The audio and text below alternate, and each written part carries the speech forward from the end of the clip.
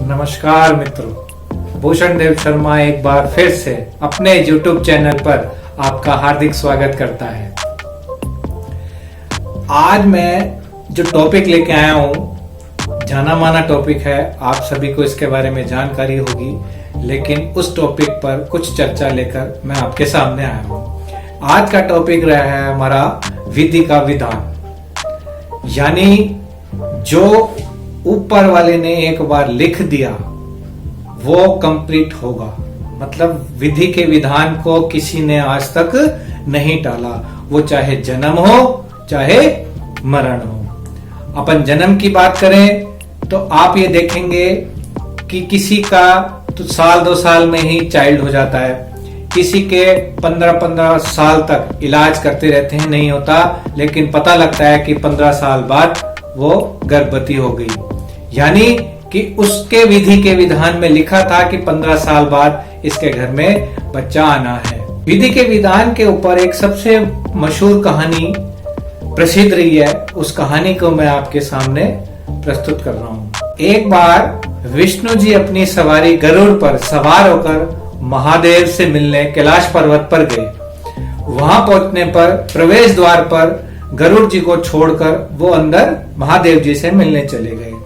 अब गरुड़ जी वहां पर बैठकर प्राकृतिक दृश्य पर्वत को देख रहे थे, काफी प्रसन्न हो रहे थे।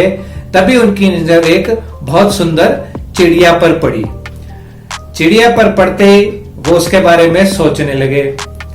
सोचते सोचते सोच ही रहे थे कि इतने में उन्होंने देखा कि सामने से यमराज जी आ रहे हैं। यमराज जी भी महादेव से मिलने अंदर चले गए। अंदर जाने से पहले यमराज जी की नजर उस सुंदर सी चिड़िया पर पड़ी। चिड़िया पर पड़ते हुए नजर करते हुए वो अंदर चले गए। गरुड़ ने ये सोच लिया कि यमराज की नजर जिस पर पड़ गई वो अब नहीं बचेगा।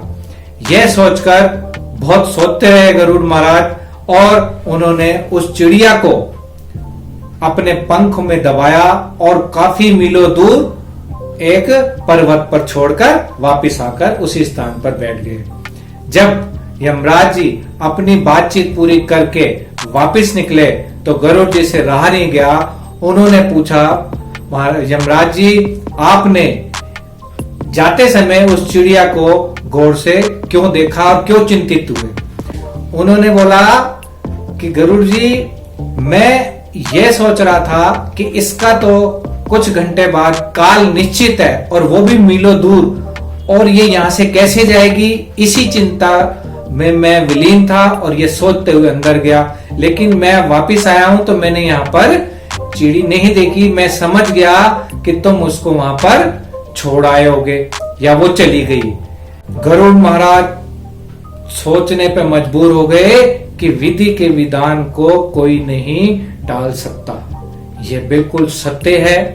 अभी हाल ही में 4 दिन पहले जो मेरा एक्सीडेंट हुआ, सड़क हादसे में काफी मुझे चोटें आई, तो लोगों ने मेरे से पूछा कि गाड़ी तेज चला रहे थे क्या, किसी लड़की को देख रहे थे क्या, अचानक ब्रेक क्यों लगी, क्या ब्रेक खराब थी, या काफी लेट घर से निकले। इस तरह के काफी एक्सक्यूज मेरे को फोनों पे सुनने को मिले, मेरे व्हाट्सएप पर आए, फेसबुक पर आए। लेकिन मैं उनसे कहना चाहूंगा कि विधि के विधान को न आप टाल सकते हो न मैं टाल सकता हूं, क्योंकि जिस रास्ते पे मेरा हादसा हुआ उस रास्ते पे चलते हुए मुझे 10 साल हो गए। 10 साल से मैं उसी रास्ते पे आना जाना मेरा बराबर है, लेकिन काल की घड़ी उस दिन लिखी हुई थी। मैं खुद भी समझ नहीं पाया कि ये कब और कैसे हो गया। तो आप सभी इस चीज का जरूर स्मरण करें कि हर चीज लिखी पड़ी है।